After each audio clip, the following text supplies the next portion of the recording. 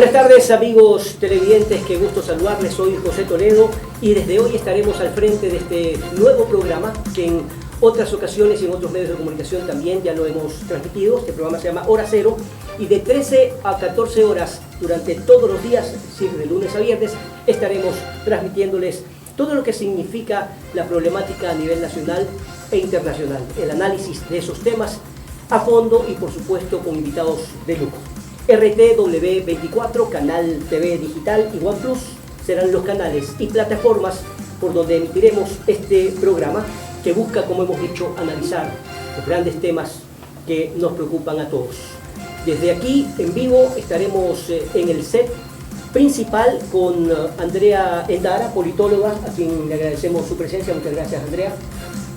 También estaremos vía Zoom con Nelson Baldión, experto petrolero desde los Estados Unidos, a quien saludamos de inmediato. Y también estaremos con Esteban Ron desde la capital de la República, a quien estamos viendo ya en pantalla. Y desde España, desde Valencia exactamente, nos acompañará Jorge Rivera, periodista del canal Latinos Televisión Valencia. Así que con esta cordial bienvenida quiero por este medio pues agradecerles a todos también por su sintonía. Ya vamos a decir cuáles son las redes por las que nos pueden seguir a través de YouTube, de TikTok, de Instagram, de Facebook y por supuesto también de Instagram. Saludar a cada uno de ustedes. Andrea, ¿qué tal? ¿Cómo está? ¿Cómo le va? Muchísimas gracias por la invitación. Qué gusto estar aquí con usted y qué honor estar pues en el primer capítulo o en el primer episodio de este programa. Muchísimas gracias, el gusto y el honor es mío. Nos conocemos ya hace algún tiempo, algunos años, en donde usted hace pues sus brillantes análisis de la situación política en general y eso es lo que vamos a hacer en este programa. Saludamos desde los Estados Unidos a Nelson Baldión, experto petrolero. ¿Cómo estás, Nelson? ¿Cómo le va? Sí, muy buenas tardes, muchísimas gracias por la invitación, un honor estar en el programa, deseándote muchos éxitos y siempre a las órdenes. Muchas gracias, muy amable. Y por supuesto también saludar desde España a Jorge Rivera.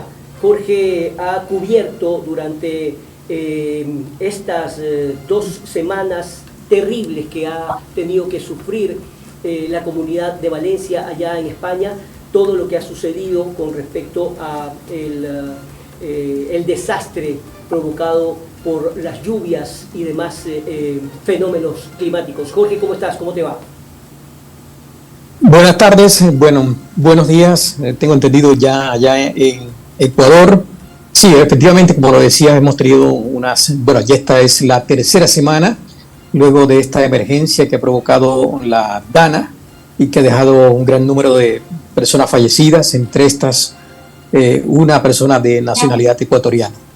Sí, a propósito de eso, arranquemos. La catástrofe afectó el empleo de la zona, así como a las viviendas, vehículos, sumando un total de 200.000 solicitudes de indemnización.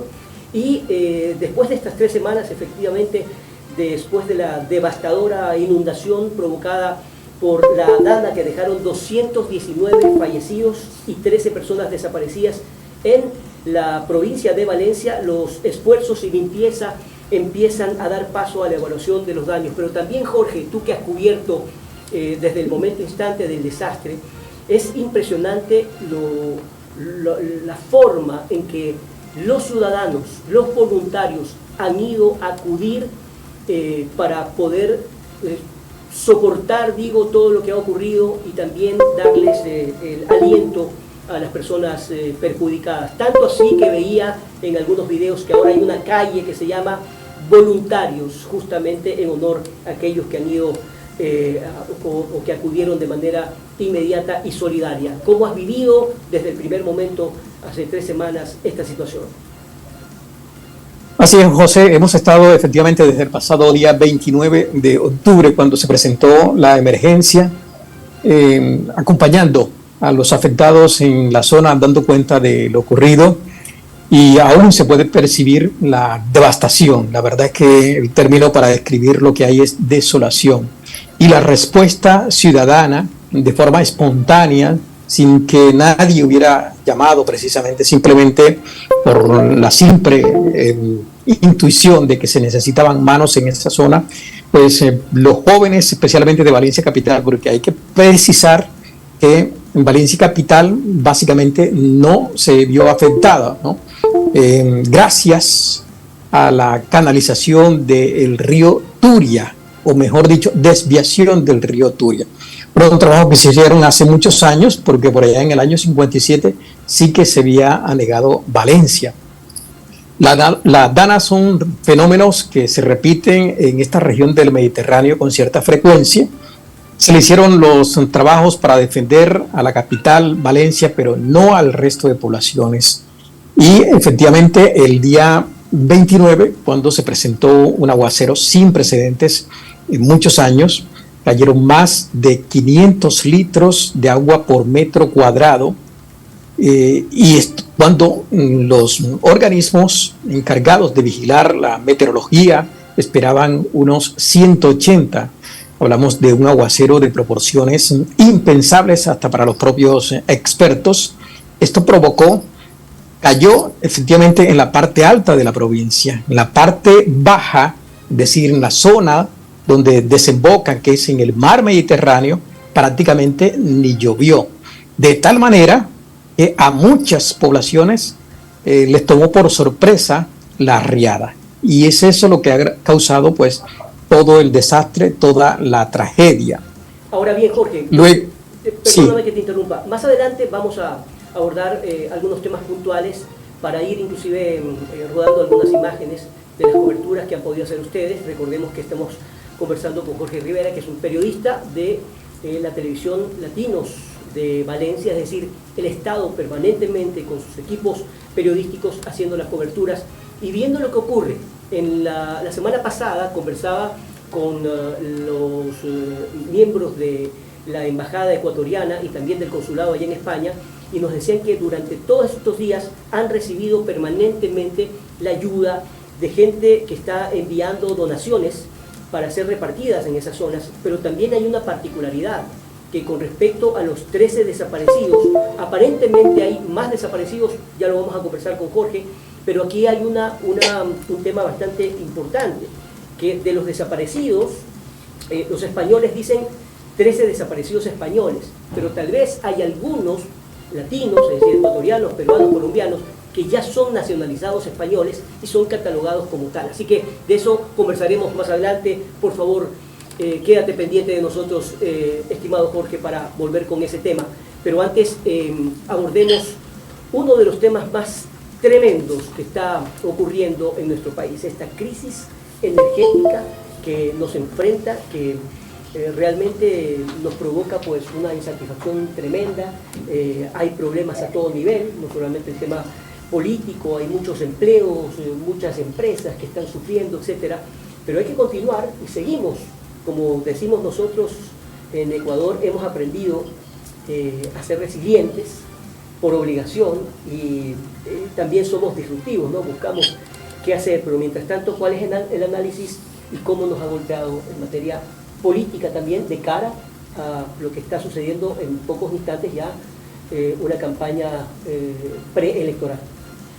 Bueno, esta crisis energética ha evidenciado, ha visibilizado algo que quizás desde la clase política no se lo quería mostrar o se lo estaba dejando de lado, que es la profunda crisis, por un lado, institucional en la que vive el Ecuador, pero también una profunda crisis social que los gobiernos de los últimos años no han prestado la debida atención. Se ha invertido en comunicación, en muchísimas otras cosas, pero en lo social no se ha invertido. Entonces eso ha generado una crisis de seguridad, como ya la veníamos viviendo en los últimos meses, sumado a la crisis energética. Eso hace que los niños no puedan ir a los colegios, o si van no tienen los recursos necesarios para poder educarse, que las personas pierdan su trabajo, y eso también muestra una insensibilidad por parte del gobierno. Recuerdo claramente cómo la ministra de Trabajo decía: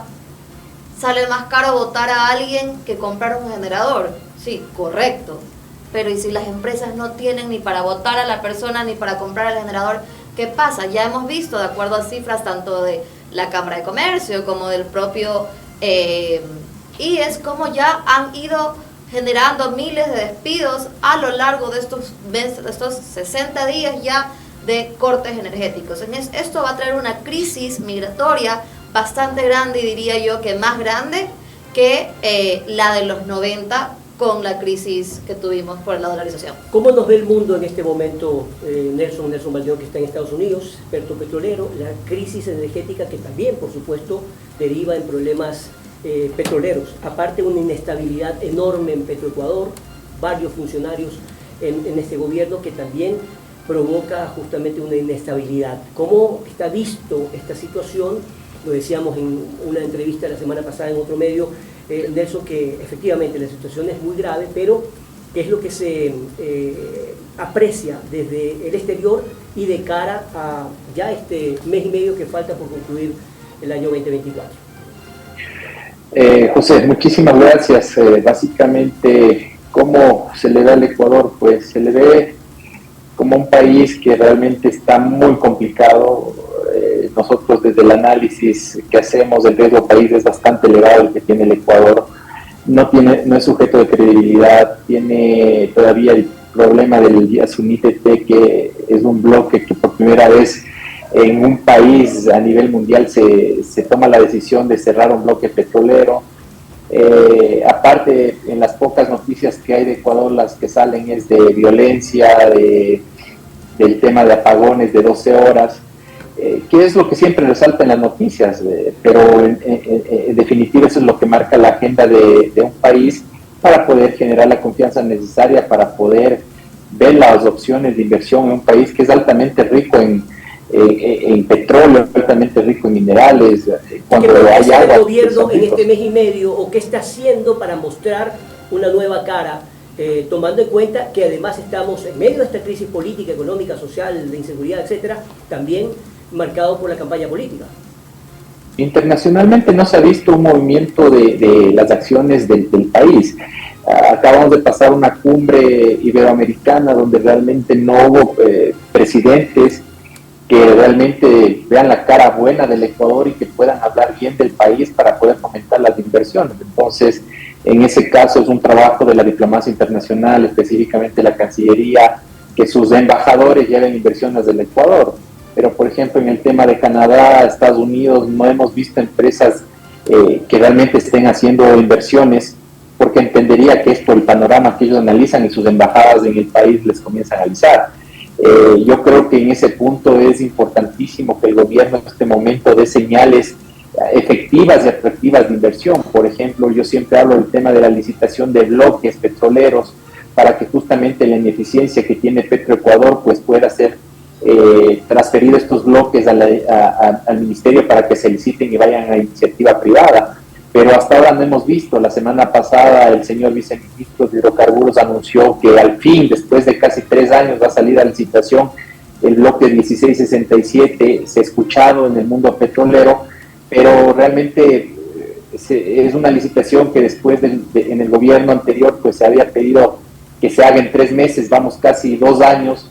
No hay la credibilidad suficiente de la ejecutabilidad para estos grandes proyectos inmensos que tiene el país. A propósito de esto, Esteban Ron, ¿has visto a los políticos, a los candidatos a la presidencia de la República? Estamos hablando de 17 candidatos, bueno, uno que todavía no está muy claro todavía, que es el de Suma, después de lo ocurrido con Jan Topic, que esté hablando, que esté proponiendo, o sea, dando propuestas claras con respecto al tema energético y también petrolero, o están más preocupados en la noticia del momento y tratar de lograr captar a los votantes, sobre todo con el tema de inseguridad?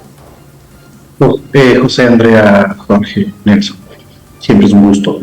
A ver, lo que nosotros estamos viendo en este momento es primero un aseguramiento de las candidaturas. Tú bien dices que Jan Topic queda fuera de la contienda. Michelle Pelbache ha anunciado su renuncia el día de hoy a la candidatura. Y en general todos estos temas que tienen que ser tratados por los candidatos todavía no florecen dentro de los mismos, dentro del debate nacional. Y te digo por qué. La razón principal es porque es un tema eminentemente técnico. ¿sí? Que si no es abordado de una manera elocuente puede generar inseguridad, y en este momento que todavía es preelectoral puede ir denostando las respectivas candidaturas. Ya hemos visto en episodios anteriores, hace un año y medio tuvimos una elección donde los ofrecimientos para solventar el tema energético en el Ecuador no fueron luego materializados, por ejemplo, por el presidente de la República. El único candidato que se refirió a estos temas dentro de un ejercicio de frecuencia discursiva fue Jan Topic, pero en este momento está fuera de contienda. Hay que ver en este caso si es que su reemplazo se va a referir a los mismos temas. Y en segundo lugar, el otro efecto que está teniendo este momento, igual en frecuencia discursiva, es que los candidatos no se refieren a esto por un temor. Y ese temor es que obviamente hacer una inelocuencia a lo que está sucediendo va a denostar muchísimo su candidatura.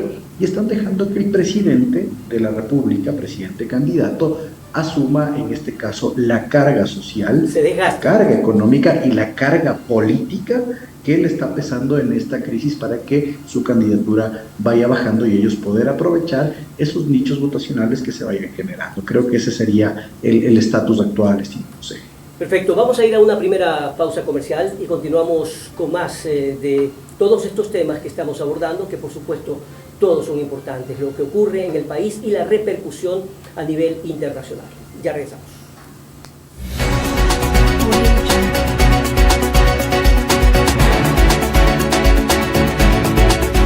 Iniciamos el espacio publicitario. Aquí iniciamos el espacio publicitario.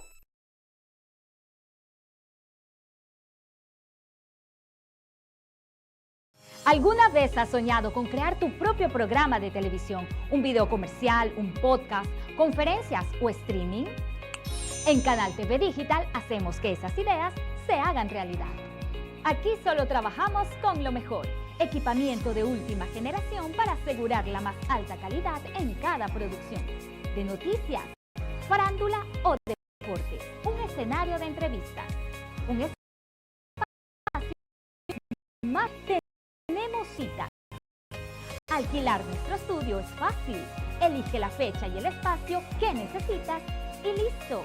Tu visión está a solo unos clics de distancia. ¿Listo para dar vida a tus ideas? Contáctanos hoy mismo.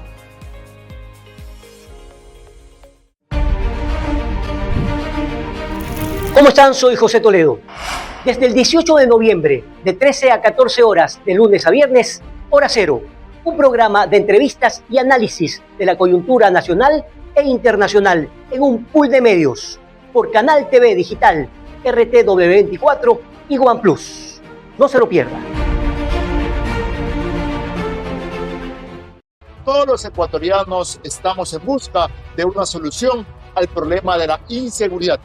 Y para eso, aquí, en este programa, conoceremos a profundidad lo que plantea cada candidato a la presidencia de la República del Ecuador 2025 para garantizar la seguridad en el país de manera integral. Porque los ciudadanos exigen estar bien informados. Soy John Garecoa y estoy aquí para presentarles el programa Los Presidenciables y la Seguridad de cara a las elecciones 2025. Todos los domingos a las 21 horas por el canal TV Digital.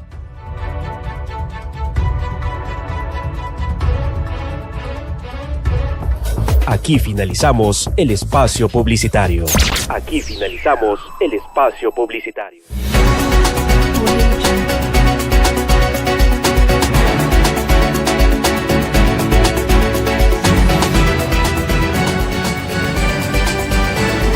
Bien, continuamos con Hora Cero. Estamos transmitiendo desde RTW24, Canal Televisión Digital y OnePlus. A propósito, en OnePlus nos retransmiten todos los días desde las 8:30 de la mañana hasta las 9:30 de la mañana. Y desde Canal Televisión Digital y RTW24 de 13 horas a 14 horas. Estamos conjuntamente en este programa con invitados de lujo. Jorge Rivera, periodista del canal Latinos TV de Valencia, España. También Esteban Ron, politólogo. Andrea Endara, que está justamente aquí en nuestro set, y Nelson Baldión, experto petrolero desde los Estados Unidos. Esta pregunta es para los tres, para Esteban, Andrea y Nelson. ¿Cuál debería ser capacidad que deben tener los candidatos, no solamente para llamar la atención de los votantes, que entiendo en este momento hay muchísimos indecisos. Yo soy una de las personas que no creo en las encuestas por los resultados que hemos tenido anteriormente, porque además una encuesta es una fotografía momentánea, y entonces mañana hay luz y probablemente la gente dice, ya voy a confiar nuevamente en este presidente. Ya Colombia nos ha ofrecido desde hoy energía, y eso significaría que quizá en el mes de diciembre la situación tendería a mejorar. Pero ya el presidente de la República e Inés Manzano, su ministra, dijeron que en diciembre esto prácticamente iba a desaparecer. Entonces, ¿cómo lograr por parte de los candidatos darle esa confianza y esa tranquilidad a los ciudadanos que tanto anhelan justamente esas respuestas? Empiezo yo. Sí, por favor. Bueno, hay algunas cosas que tienen que hacer los candidatos. Primero, transparencia. Lo que el ciudadano necesita es saber exactamente qué quiere hacer este candidato, qué es lo que propone, y esto va de la mano también con cuáles son sus aliados, con quién va a trabajar. Me pareció interesante que uno de los candidatos desde ya presentó su posible gabinete, que eso nos ayuda a entender con quiénes quiénes son sus aliados, con quién quizás por esos nombres se podría aliar en la asamblea. Pero también esto debe de ir de la mano con un plan de trabajo, y este plan de trabajo no debe ser solo a nivel de los 4 años que va a gobernar, sino presentar un plan país, porque los problemas estructurales que tiene el Ecuador no se solucionan en un periodo electoral, no se solucionan en un periodo presidencial, perdón.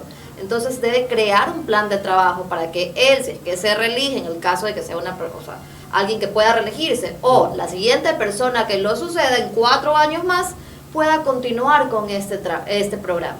¿Hay políticas de Estado que se estén tratando de asumir por parte de los candidatos a la presidencia, es decir, de presentar planes que signifiquen políticas de Estado? ¿Qué significa una política de Estado? Que independientemente del ministro de turno o del propio presidente de turno, esos sectores, esa planificación, esos planes continúen. Esa es una de las características que, de acuerdo a los expertos internacionales, le ha servido muchísimo a Colombia y Perú, sobre todo en Perú, en donde, por ejemplo, la presidenta actual no tiene ni el 6% de popularidad. Sin embargo, en materia económica, la situación continúa aparentemente bien o sin afectarse tanto versus lo que pasa en materia política como lo que ocurre en nuestro país. Nelson. Pues efectivamente, creo que de alguna manera, más allá de la confianza que tienen que ganarse los candidatos, y comparto justamente que deberían decirnos quiénes son sus ministros, en mi caso específico de energía, de finanzas y de ambiente, porque solo con ellos tendremos la idea de cómo se va a trabajar, porque nuevamente improvisaciones y este tipo de sobresaltos que nos han traído estos últimos años las autoridades son las que nos han llevado a este punto donde está el Ecuador. Si bien es cierto, este momento, estas medidas emergentes que son aspirinas para el sistema energético del Ecuador, que es interconectarse y comprar energía costosa, son soluciones para tranquilizar a la gente. Usted sabe que en el Ecuador somos bastante sentimentales. El momento que tengamos luz ya se nos olvidará de los apagones. Pero esto, si no se arregla en el largo plazo, el incremento de demanda energético va a seguir a largo del tiempo, y luego tendremos nuevamente apagones para el próximo presidente, sea reelegido, sea la nueva autoridad. Ante esas circunstancias, yo creo que la seriedad en un momento político que tiene el Ecuador es demostrar quiénes van a ser las autoridades y cuáles son los planes de acción. Lastimosamente en el Ecuador se ha llegado a un punto donde se ofrece, pero ya se llega al poder y no se puede ejecutar nada de los ofrecimientos de campaña, y la gente queda mucho más decepcionada. Y luego el impacto en la credibilidad y en la imagen de los presidentes es brutal, caídas del 30% en imagen.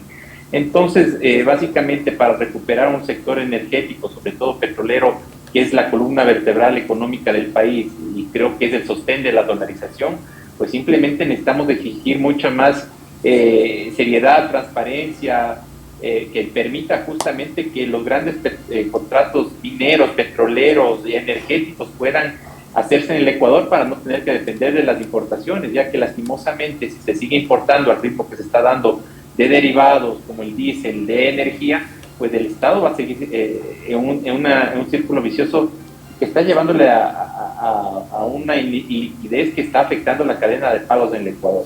Esteban. Bueno, hay que separar dos momentos, ¿no? ¿Qué es lo que buscan los candidatos en este momento? En un momento preelectoral es definitivamente ir poco a poco ganando adhesiones a su propuesta de gobierno y a la configuración o visualización de lo que quieren para el Estado, ¿sí? Dentro de ese primer ejercicio, que es de adhesión a las propuestas electorales, obviamente debe primar los valores y los principios que ustedes ya han señalado, que los colegas ya han señalado, ¿cierto? Transparencia, ética, pero por sobre todo creo que estamos en un momento en el cual requerimos definitivamente de una tecnificación del quehacer político, es decir, que todo lo que se vaya a proponer se pueda trasladar a la administración pública una vez que lleguen a ser gobierno. Tú acertadamente, José, señalabas el principio de continuidad de la administración pública. Este principio que independientemente de las personas hace que el Estado siga funcionando.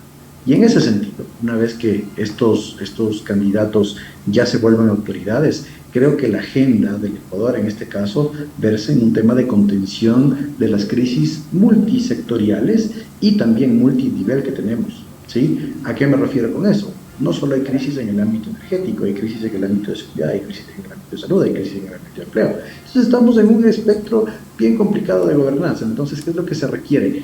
Mecanismos y procedimientos de contención y estabilización a la hora de gobernar. Y esto principalmente con un tema de ejercicio y de ponderación de ejemplos técnicos. Es decir, los expertos energéticos, ser la contención en el tema energético, los expertos en salud, ser la contención en el tema de salud, y llenarse de este tipo de facilitadores de la cosa pública para ya el ejercicio gubernamental.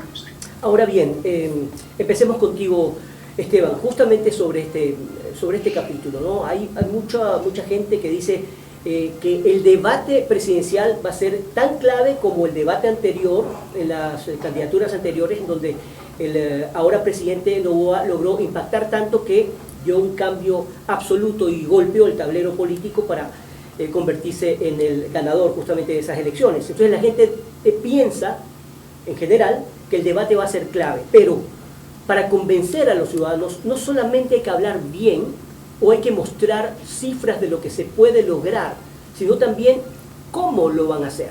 Y el pensamiento crítico de este país probablemente es uno de los principales problemas. Es decir, la gente escoge como quiere o la gente no analiza bien su voto y se decide poco más en la fila. Todas estas historias, ¿verdad?, las hemos escuchado permanentemente. ¿Cómo lograr justamente que los ciudadanos sean más exigentes con sus candidatos por un lado y por otro lado que todos se pongan de acuerdo en la agenda país que tanto estamos insistiendo, al menos desde los sitios donde puedo hablar de este tema, Esteban?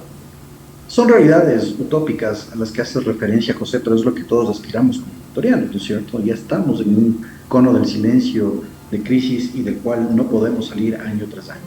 En este sentido, en primer lugar, hay que hacer un tema de voto informado.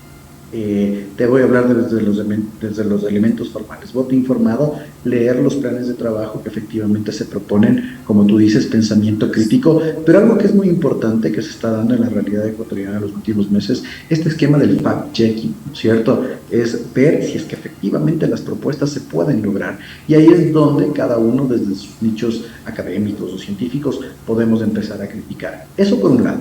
Ahora, después de esto, de la lectura de los planes de trabajo, creo que socialmente, ya en el no formalismo, dejarnos de los ismos, ¿sí? Correísmos, novoísmos, o todos los ismos que nosotros tenemos. Es decir, yo no voto por un candidato porque no es el ismo. Entonces, creo que el voto tiene que ser mucho más sesudo, inclusive como un tema de coartada moral para los electores. El debate va a ser un elemento trascendental, sí. Tú bien señalas que no crees en las encuestas, pero hay que leerlas. El nivel de indecisión que ha mostrado una de las últimas encuestas que tenemos en el Ecuador es altísimo y ante un empate técnico de dos posibles binomios, obviamente va a ser definitorio. Ahora bien, ¿qué va a pasar en el debate? El debate viene a ser un clivaje, ¿sí?, en el ordenamiento de actores políticamente hablando. ¿Qué es lo que pasó en el último debate? Los datos nos decían que de 6.5 a 7 de cada 10 ecuatorianos vieron el debate. No sabemos si se decantó el voto en el debate, pero por lo menos se dio el debate.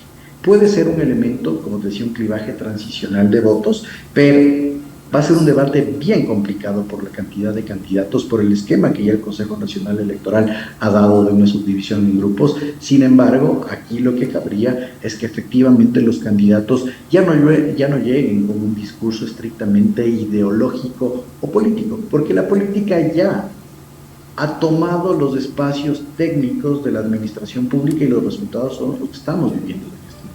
¿Sí? Si dejamos que la política nuevamente, la narrativa o el discurso ganen los elementos técnicos, obviamente no vamos a tener un resultado favorable de la dilucidación de voto a través del debate.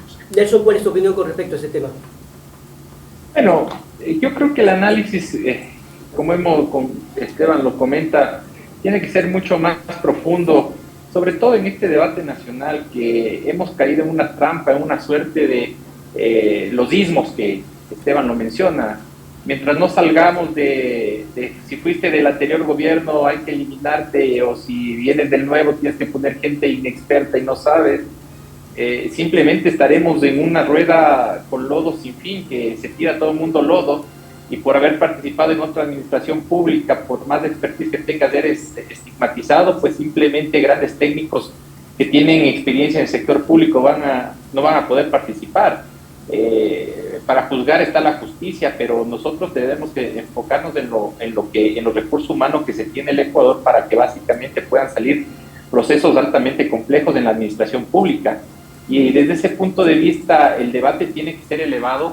Mira cómo el mundo está cambiando y avanzando en nuevas tecnologías, en nuevos métodos de generación de energía, y en el Ecuador seguimos peleando porque el uno fue novoísta y el otro fue correísta y el otro fue lacista. Y no se puede entrar en debates realmente técnicos que le ven la competitividad del Ecuador. Solo veamos en el caso geopolítico de los vecinos que tiene Ecuador con Colombia y Perú, donde esos países, a pesar de la crisis climática que vive la región, no han tenido apagones. ¿Por qué? Porque tienen la capacidad suficiente de elevar su producción petrolera, de generar su energía geotérmica, de elevar su producción de energía solar, o Perú incrementar su producción petrolera, gasífera, y ellos no tienen el mismo problema, porque han logrado separar específicamente lo que es la política de la economía, lo que realmente hace que avance una sociedad y la gente tenga empleo y no se generen altos índices de inseguridad. A eso nos referimos, que tiene que haber políticas de Estado. Hago una pausa para volver nuevamente con España, con Jorge Rivera desde Valencia, para mostrar imágenes también de lo que ocurrió hace 3 semanas.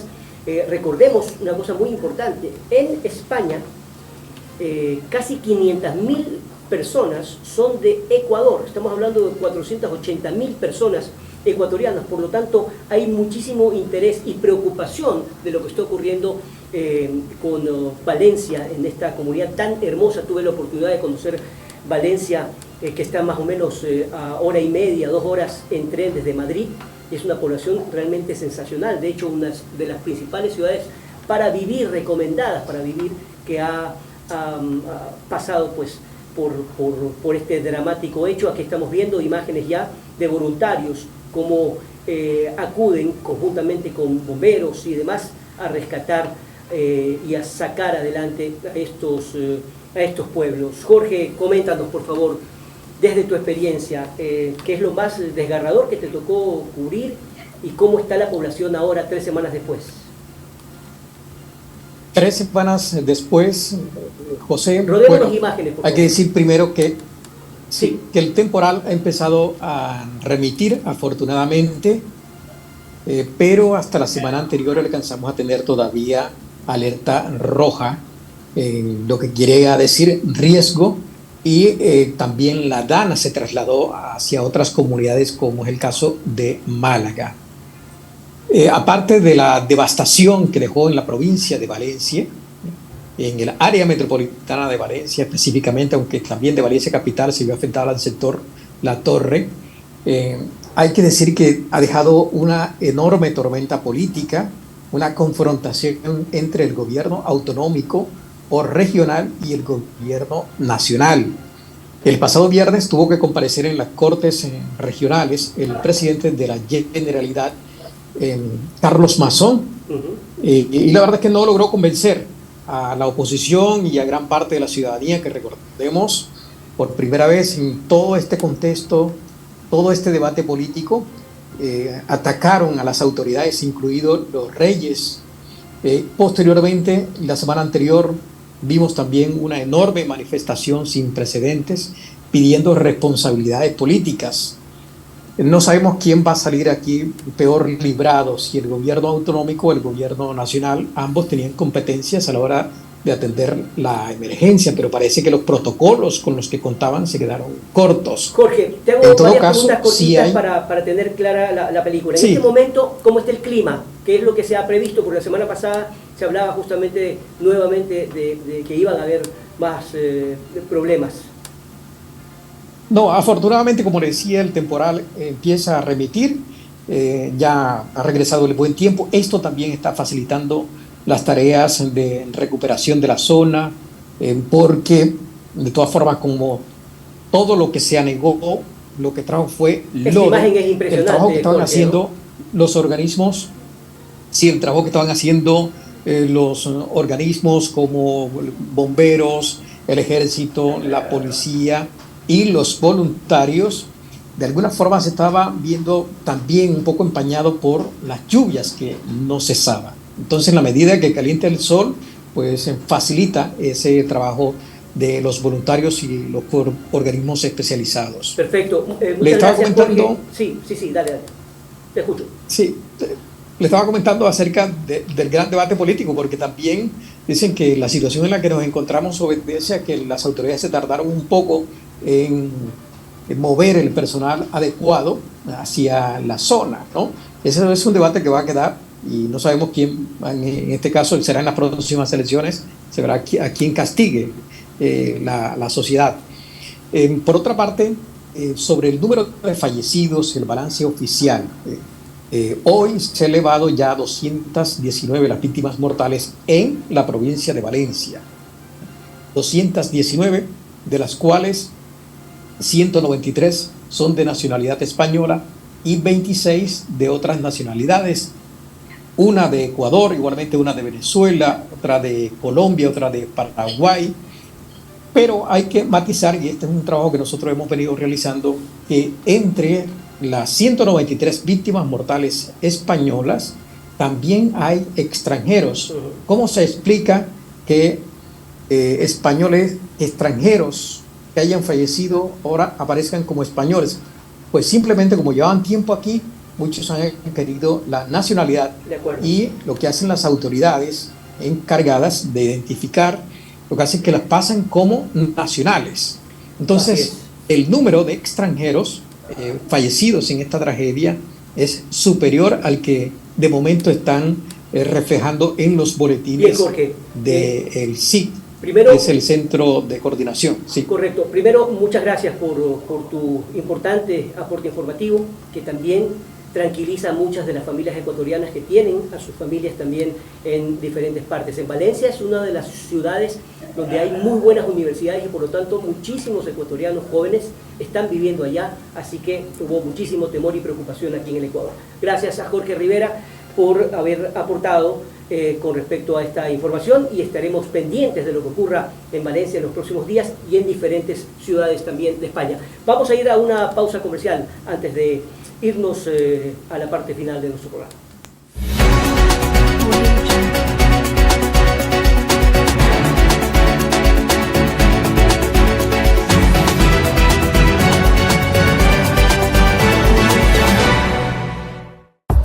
Aquí iniciamos el espacio publicitario. Aquí iniciamos el espacio publicitario. ¿Alguna vez has soñado con crear tu propio programa de televisión, un video comercial, un podcast, conferencias o streaming? En Canal TV Digital hacemos que esas ideas se hagan realidad. Aquí solo trabajamos con lo mejor, equipamiento de última generación para asegurar la más alta calidad en cada producción. De noticias, farándula o deporte, un escenario de entrevistas. un espacio para producciones más creativas. Tenemos todo lo que necesitas. Alquilar nuestro estudio es fácil. Elige la fecha y el espacio que necesitas y listo. Tu visión está a solo unos clics de distancia. ¿Listo para dar vida a tus ideas? Contáctanos hoy mismo.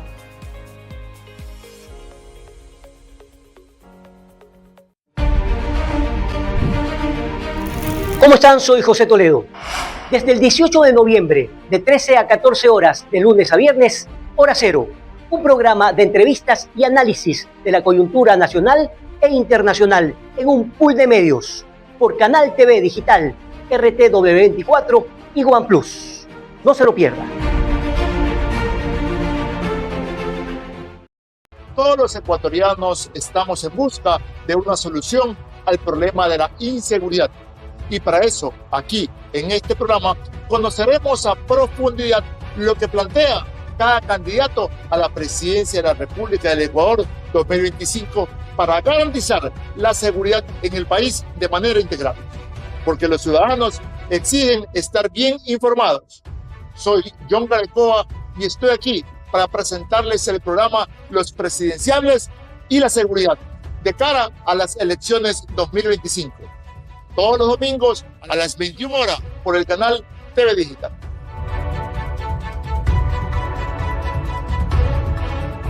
Aquí finalizamos el espacio publicitario. Aquí finalizamos el espacio publicitario.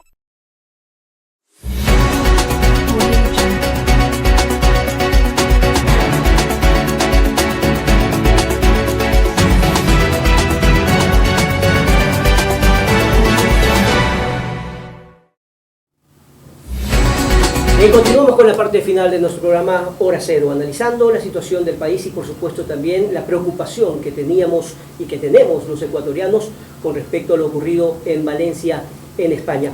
Andrea, como colorario en este programa, sin duda sigue existiendo esta falta de transparencia con respecto a la campaña electoral, a que nos digan la verdad, a que realmente le digan a los ciudadanos esto es lo que podemos hacer. Pero esto, los candidatos a la presidencia, ¿qué pasa con la asamblea?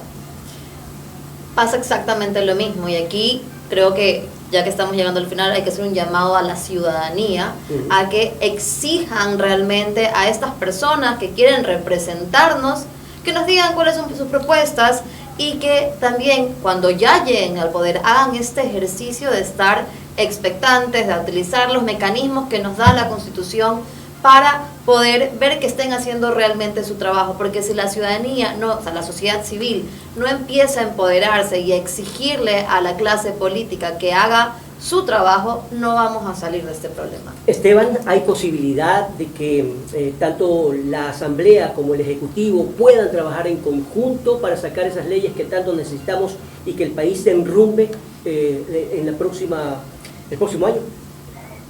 En primer lugar, hay que hacer un ejercicio sesudo de cuáles son las leyes que realmente necesitamos, José, porque definitivamente los ofrecimientos que nos han hecho los candidatos asambleístas y luego asambleístas han quedado en prácticamente nada. Sí, la actividad legislativa del último periodo ha sido estrictamente en temas de juicios políticos. Por ahí se pasaron las leyes con carácter económico urgente, pero porque es una obligación de la Asamblea y fue la estrategia del presidente Noboa revisar ese esquema de gobernanza en ese momento. Pero de ahí en adelante, si hablamos de reformas, las reformas, cuando tú ves la actividad legislativa dentro de las diversas comisiones permanentes que existen en la Asamblea, es deficiente. Son reformas parches, son reformas que están en el momento coyuntural, pero mira, hace rato hablamos, y te pongo un ejemplo, una reforma integral y codificación de la Ley Orgánica de Garantías Constitucionales y Control Constitucional. No la hay. Sí, el COIP tiene no sé cuántos parches, se intenta reformar la ley de la Contraloría General del Estado sin ni siquiera hacer un análisis sesudo de la integración de la misma. Entonces, esa deuda con el legislativo, del legislativo hacia los ecuatorianos sigue siendo grande y caemos en un tema. Los candidatos asambleístas siempre dicen, voy a hacer esto, voy a hacer el otro. Yo siempre digo, ok, una vez que los candidatos asambleístas estén en elecciones, por lo menos exijámosles que nos presenten 10 artículos de la propuesta de ley que están presentando. Vamos a continuar durante todos estos días analizando esta situación y por supuesto les prevengo para que nuevamente nos puedan acompañar en cualquier momento. Nelson, tengo un minuto. Por favor, ¿cuál es la recomendación con respecto no solamente a gobiernos, sino a empresarios privados. ¿Cómo ven la situación, por ejemplo, desde los Estados Unidos, la posibilidad de nuevos avances petroleros? Perfecto. Yo creo que la recomendación es seguir el ejemplo de Perú. El día de hoy acaba de salir que la presidenta Boluarte tiene un 3% de aprobación. Repito, un 3% de aprobación, y son un país que es energéticamente independiente, donde hay $5.000 millones en inversiones, $50.000 millones en inversiones mineras, que está avanzando con gas, con petróleo. El mensaje es, en resumen, ese. Separemos, por favor, la política de la parte empresarial, que permita justamente ejecutar los procesos que hagan que el país ingrese en estas cantidades de inversión que son apetecidas. Mire, el Ecuador es tan bendito que, a pesar de todos los problemas que tiene los recursos naturales necesarios para hacerlo responsablemente con el ambiente y generar el trabajo, el ingreso que necesita el país. Entonces, el mensaje es de ese resumen: 3% de aprobación, y están avanzando. Han tenido una cumbre exitosa de los países de la PEC, y eso es lo que quiero decir, y tienen una buena imagen. Es lo mismo que pasa también en obviamente, países del primer mundo. Estados Unidos puede ir cualquier presidente que sea, de cualquier orientación, izquierda o de derecha, pero hay cosas inamovibles, y eso es lo que aspiramos aquí en el Ecuador. Gracias a nuestros invitados, a Nelson, a Esteban y por supuesto a Andrea. Ya despedimos también a Jorge desde Valencia. Muchísimas gracias por haber estado con nosotros, y continuaremos, Dios mediante, el día de mañana de 13 a 14 horas, y la retransmisión de OnePlus de 8:30 de la mañana a 9:30 de la mañana. Que esté muy bien. Muchas gracias a todos. Gracias, hasta luego.